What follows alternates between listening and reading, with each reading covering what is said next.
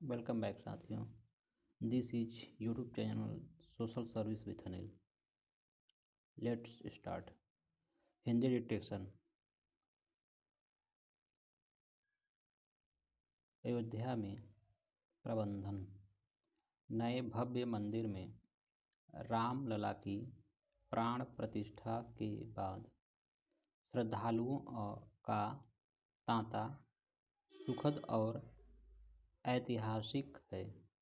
22 जनवरी को प्राण प्रतिष्ठा के बाद 23 जनवरी को करीब 5 लाख लोगों ने रामलला के दर्शन किए।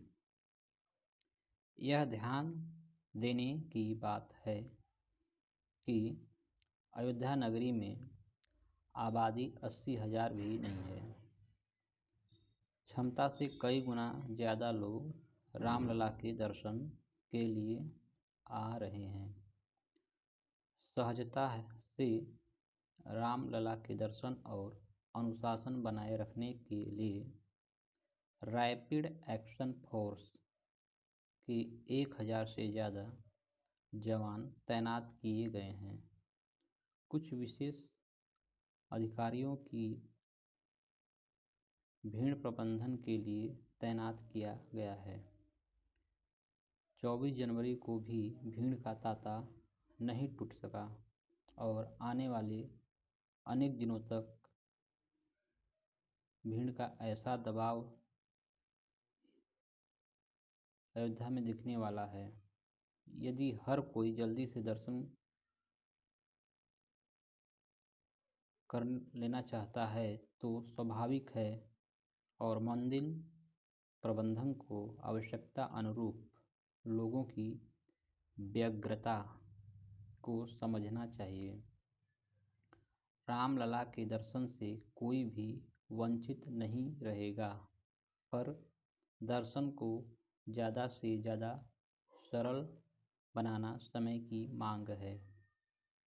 अयोध्या के लिए यह एक अनुपम शुरुआत है। अयोध्या प्रशासन के साथ ही मंदिर प्रशासन को भी परस्पर समन्वय के साथ तैयार रहना चाहिए।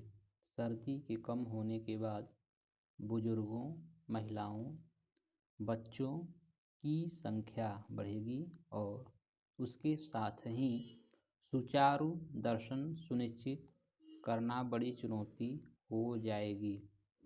ध्यान रहे, अयोध्या के पुलिस महानिरीक्षक प्रवीण कुमार ने उचित ही कहा है कि हम बुजुर्ग और दिव्यांग लोगों से अपील करते हैं कि वे 2 सप्ताह बाद अपनी यात्रा का कार्यक्रम बनाएं। दर्शन के लिए जल्दी करने की ज़रूरत नहीं है। मंदिर हर दिन बेहतर होती तैयारियों के साथ खोला जाएगा। एक अनुमान के अनुसार अयोध्या के राम मंदिर में हर साल 10 करोड़ से ज़्यादा लोग दर्शन करने आएंगे। दर्शन करने वालों का आंकड़ा 15 करोड़ की सीमा को भी पार कर सकता है। यह देखना मौजू होगा कि वेटिकन सिटी में हर साल 50 लाख लोग आते हैं, जबकि मक्का मदीना में 60 लाख। दुनिया की सबसे ज़्यादा आबादी वाले देश के अनुमानित आंकड़े संकेत दे रहे हैं कि अयोध्या का आकर्षण ज़्यादा रहने वाला है। क्या वेटिकन और मक्का मदीना के प्रबंधन से हम कुछ सीख सकते हैं?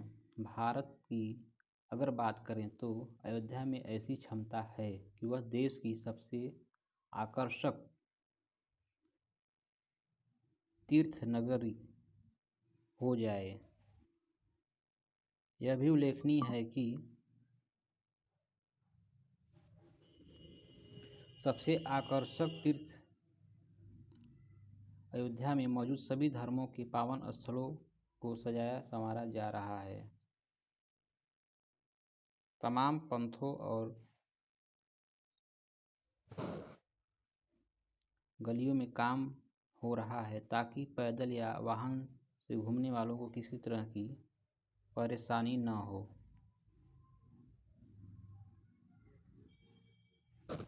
प्रशासन सचेत है तो दर्शन के लिए कतार व्यवस्था और वर्गीकरण पर भी गौर किया गया है। वर्गीकरण करते हुए यह भी ध्यान रखना होगा कि राम दरबार में किसी के साथ भेदभाव न हो। एक आम शिकायत सुनने में आती है कि बड़े धर्म स्थलों पर दर्शन एक व्यवसाय की तरह विकसित होने लगता है। ऐसी स्थिति में अयोध्या नगरी में ऐसी स्थिति न बनने पाए तो इसमें लोगों में बहुत अच्छा संदेश जाएगा। कोई ऐसा आश्चर्य नहीं, बहुत इंतज़ार के बाद अयोध्या के दिन बहुरे हैं।